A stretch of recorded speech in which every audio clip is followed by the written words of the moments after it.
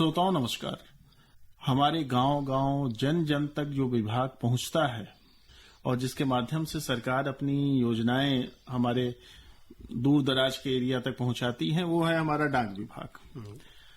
डाक विभाग का नाम लेते ही एक गाना कहीं ध्यान में आता है, चिट्ठी आई है, लेकिन चिट्ठी ही नहीं आती, चिट्ठी के साथ बहुत सारी सौगात, परियोजनाएं, बहुत कुछ पहुंचता है जो विकास संचार का मूल आधार है। अगर भारत में कहा जाए कि बड़े लंबे समय तक डाक विभाग रहा है तो इस बात को मना नहीं किया जा सकता।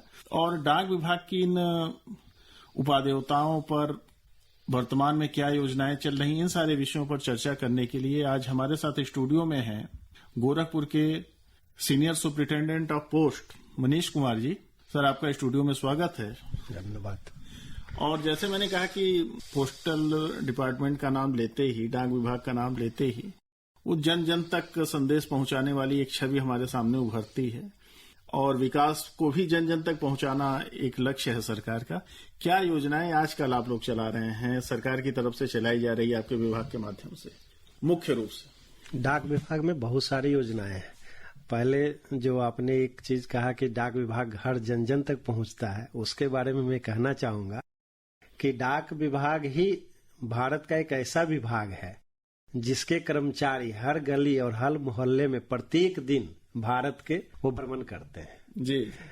और जहां तक रहा कि हमारी योजनाएं, तो हम लोग कई प्रकार की योजनाएं, जैसे बचत योजनाएं, बीमा योजनाएं, प्लस हमारे जो सामान्य पार्सल हैं, मेल्स, बीडी प्रोडक्ट्स में स्पीड पोस्ट जो बहुत ही पॉपुलर है, इस तरह की कई योजनाएं हम चलाते रहते हैं। बीमा योजना में पीएलआई, आरपीएलआई, ग्रामीण डाक जीवन बीमा और डाक जीवन बीमा, जो कि बहुत ही पुरानी सेवा है और यह पहले सिर्फ सरकारी कर्मचारियों के उपलब्ध थी। अभी सभी वर्गों के लिए धीरे धीरे प्रोफेशनल्स तक को दे दिया गया।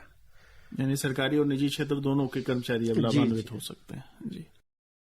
तो एक जैसे योजना की बात हम लोग कर रहे थे, बीमा की बात कर रहे थे, एक बड़ी प्रसिद्ध योजना है सरकार की, काफी पॉपुलर है, सुकन्या समृद्धि योजना। जी। क्या आपके विभाग के द्वारा इस योजना में किया जाता है और क्या प्रक्रिया है? सुकन्या समृद्धि योजना 2015 में वर्तमान प्रधानमंत्री श्री नरेंद्र मोदी जी के द्वारा शुरू की गई थी। इसका मुख्य लक्ष्य था कि बच्चों को सुरक्षा प्रदान करना। उसका स्कीम का जो नाम है जिसके तहत यह आया वो है बेटी बचाओ बेटी पढ़ाओ। इसके तहत कोई भी बच्ची जो 0 से लेकर के 10 वर्ष की उम्र तक की है वह खाता खोल सकती है। और इसका खासियत यह है कि इसमें सबसे ज्यादा रेट ऑफ इंटरेस्ट, भारत सरकार की जितने भी योजनाएं चलती हैं जैसे सावधि जमा, आरडी, एमआईएस, सीनियर सिटीजन, उसमें से सबसे ज्यादा रेट ऑफ इंटरेस्ट वर्तमान अभी दर 7.6% है जो इसके तहत दी जाती है। तो क्या योग्यता है, कौन इसके लिए अप्लाई कर सकता है? कोई भी बच्ची जो 0 मतलब जन्म लेते ही 10 वर्ष तक उनका खाता खुल सकता है। इसके तहत 80C के तहत उनको इनकम टैक्स का भी, इनके जो पेरेंट्स होते हैं जी उनको लाभ मिलता है। और मिनिमम जो जमा है वह मात्र 250 रुपया है, जो इसलिए कोई भी व्यक्ति खाता यह खोल सकते हैं। हाँ, 250 रुपए काफी कम अमाउंट है। और ये अधिकतम जमा का क्या है? अधिकतम 1.5 लाख, अधिकतम 1.5 लाख है और यह 2 बच्चियों के लिए लागू होता है। यानी 2 बालिकाएं हैं तो वहां आप ये सुकन्या समृद्धि योजना ले सकते हैं। कम से कम 250 रुपए प्रतिवर्ष और अधिक से अधिक 1.5 लाख रुपए का इन्वेस्टमेंट आप कर सकते हैं इस योजना के माध्यम से। क्या इसकी परिपक्वता अवधि क्या है? परिपक्वता अवधि इसमें जो निकासी की है वो 2 बार है। एक तो है कि 21 वर्ष, आप जब खाता खोलते हैं उससे 21 वर्ष तक आप यह खाता चला सकते हैं और 14 वर्ष तक इसमें जमा कर सकते हैं। और निकालने के लिए इसमें जब बच्चियों के, चूंकि यह बच्चियों के लिए है, तो बच्ची जब हायर एजुकेशन के लिए 50% राशि उस समय निकाली जा सकती है। और 21 वर्ष की उम्र के बाद जब भी उनकी शादी होती है तो उस समय 100% निकासी कर सकते हैं।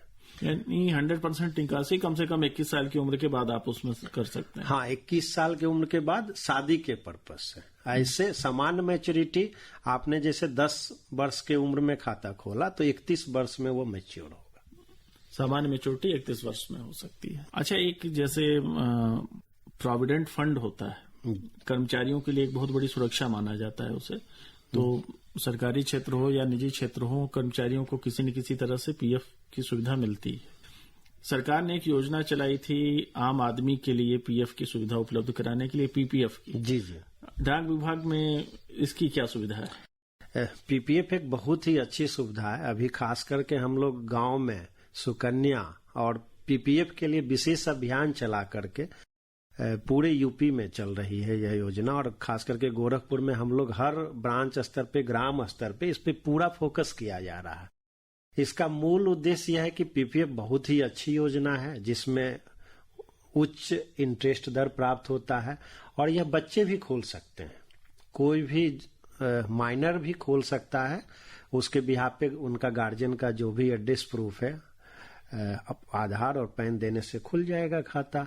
और पीपीएफ के तहत खाता 15 साल उसका लॉक इन पीरियड होता है। बीच में 7 साल के बाद पार्शियल उसमें विड्रॉल का प्रोविजन है। जी। अच्छा, 15 साल से अधिक अगर आप चलाना चाहें तो हर 5 ईयर के बाद आप एक्सटेंशन, 15 साल के बाद हर 5 साल के लिए आप उसको एक्सटेंशन कर सकते हैं, जब तक आपको पैसा की जरूरत नहीं है। अच्छा सर, एक मासिक बचत योजना भी जी जी कई बार सुनाई पड़ती है, क्या है ये? मंथली इनकम स्कीम बहुत ही अच्छी स्कीम है, खास करके ऐसे वर्ग जिनके पास वंस टाइम बहुत सारे पैसे आते हैं, लेकिन उनको रेगुलर इंटरवल पे चूंकि खर्च चलाना है। जैसे कई लोग रिटायर कर गए, रिटायर के बाद सीनियर सिटीजन भी है, लेकिन यदि कम एज में रिटायर कर गए, या कई लोगों को खेत बिक्री या अन्य माध्यम से पैसे आते हैं बल्क में, लेकिन उनके पास समस्या होती है कि हर आदमी को मंथली खर्च के लिए पैसा चाहिए। तो जिनके पास भी पैसा है तो वो MIS के तहत इन्वेस्ट कर सकते हैं, उसमें मंथली उनको ब्याज दी जाती है। इसका लिमिट है 9 लाख तक ज्वाइंट खाता में, और एक आदमी मैक्सिमम 4.5 लाख इन्वेस्ट कर सकता है।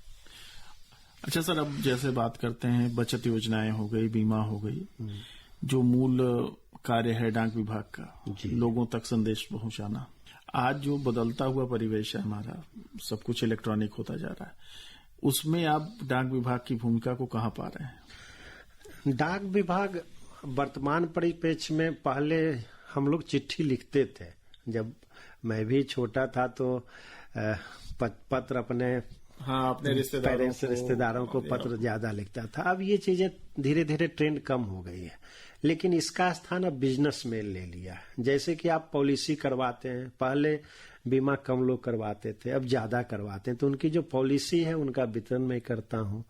चेक की आपको वितरण करना है तो वो डाक विभाग के माध्यम से जाती है। आपको ATM प्राप्त करना है या ड्राइविंग लाइसेंस प्राप्त करना है, आधार कार्ड प्राप्त करना है, तो इस तरह के जितने व्यावसायिक मेल है तो वह डाक विभाग अब उसमें स्थान ग्रहण करते जा रहा है। उसके अलावा इलेक्ट्रॉनिकली भी यह अपने आप को इम्प्रूव कर रहा है। जैसे E-पोस्ट है, आप यदि किसी को मैसेज भेजना चाहते हैं, आप ईमेल से भेज दीजिए, वहां पे प्रिंट करके वहां पे डिलीवरी कर दिया जाएगा, जिस भी जगह करना। अच्छा सर, जैसे अभी हम लोग डाक विभाग के संदेश वाहन के कार्य पर बात कर रहे थे, फिर आते हैं बचत की योजनाओं पर। जैसे एक डाकघर का खाता गांव-गांव तक, चूंकि आपकी शाखाएं हैं, लोगों के पास होता है, और आज का जमाना है ATM का, इंटरनेट बैंकिंग का, तो पासबुक रखने वाला जो हमारा सामान्य ग्रामीण है, वो इन सुविधाओं का उपयोग कैसे कर सकता है? चूंकि डाकघर, अब मैं आपको बताऊं, खास करके गोरखपुर मंडल में अभी जितने भी डाकघर थे सभी CVS कोर बैंकिंग सॉल्यूशन में आ चुके हैं। तो कोर बैंकिंग सॉल्यूशन का सबसे बड़ी बेनिफिट यही है कि एक साथ सारे डाकघर से जुड़ जाता है। और डाकघर जो अपने पोस्ट ऑफिस सेविंग स्कीम है, सेविंग स्कीम में चेक की सुविधा देता है, ATM की सुविधा देता है, नेट बैंकिंग की सुविधा देता है, मोबाइल बैंकिंग की सुविधा देता है। तो कोई भी व्यक्ति पासबुक के साथ साथ डिजिटली यदि जाना चाहते हैं तो उसका लाभ वो आसानी से ले सकते हैं। माने आप नए जमाने की बैंकिंग भी पोस्टल जो आपका खाता है उसके माध्यम से कर सकते हैं। जी जी, और जो एटीएम की सुविधा है वो बैंकों से लिंक है, मतलब आप पोस्ट ऑफिस के एटीएम से भी अन्य बैंकों के एटीएम से निकासी कर सकते हैं। अच्छा, एक बायोमेट्रिक ढंग से पैसा निकालने की बात है जिसमें आप एईपीएस उसकी सुविधा आपके यहाँ है? जी हाँ, आधार इनेबल पेमेंट सिस्टम हमारा एक अभी इंडिया पोस्ट पेमेंट बैंक की स्थापना की गई 1 सितंबर 2018 को। इसका मूल पर्पस यह था कि बैंकिंग को और पोस्ट ऑफिस को दोनों को लिंक किया गया। तो इसके माध्यम से इसका जो लोगो है इंडिया पोस्ट पेमेंट बैंक का, आपका बैंक आपके द्वार, यानी आपके घर पे सुविधा माइक्रो एटीएम के माध्यम से हम प्रोवाइड करते हैं। इसमें एईपीएस के तहत आधार इनेबल पेमेंट सिस्टम, यानी कोई भी व्यक्ति जिसके पास आधार नंबर है और आधार से कोई भी खाता लिंक है, यदि उसका निकासी करना चाहते हैं तो वो अपने घर पे हमारे डाकिया के माध्यम से कर सकते हैं। काफी बेहतरीन सुविधा है, घर घर तक आपकी बैंकिंग पहुंच रही है। जी जी, इसका खास करके जब अभी कोरोना काल था, कोरोना काल में इसका बहुत ही उपयोगिता रहा, खास करके जब सारे यातायात के साधन बंद पड़े हुए थे, लोगों को शहर आने के लिए, बैंक जाने के लिए साधन नहीं थे। उस दौरान उनकी जो भी पैसा सोशल बेनिफिट्स या कुछ भी स्कीम के तहत उनकी पैसा बैंक खाते में तो आ जा रही थी, लेकिन उनके निकासी के लिए एईपीएस के ही माध्यम से वह निकासी आसानी से कर पा रहे थे। उस पीरियड में भी हम लोगों ने हर गांव में जितने भी प्रधान थे संपर्क कर करके हर जगह कैंप लगाया, कैंप लगा करके उनके घर पे उनको पैसा का सुविधा प्रदान किया निकालने। सर, एक बात अंत में, जैसे विद्यार्थी हैं, युवा हैं, कामगार लोग हैं, सब किसी न किसी तरह से आपके पोस्ट ऑफिस से जुटे हुए रहते हैं, क्या संदेश आप इनको देना चाहेंगे जो सरकार की योजनाएं चल रही हैं और जो पोस्टल विभाग के बारे में वो लोग जानना चाहते हैं उससे संबंधित? डाक विभाग का जो हमारा लोगो है, जो मूल सिद्धांत है, अहर्निशम सेवा महा, तो मैं सभी लोगों को यही कहूंगा और डाक विभाग जो दिन रात सेवा करती है उसका लाभ लें। सबसे बड़ी चीज है कि यहाँ एक जो भी आपका रकम है सुरक्षित है, इसमें किसी भी प्रकार का कोई दिक्कत नहीं होगी। यह भारत सरकार द्वारा चलाई गई योजना है, तो इसका जरूर से लाभ लें और डाक विभाग को सेवा का अवसर प्रदान करें। सर, आप स्टूडियो में आए, इतनी महत्वपूर्ण जानकारियां दी, आपका बहुत बहुत धन्यवाद। थैंक यू, धन्यवाद।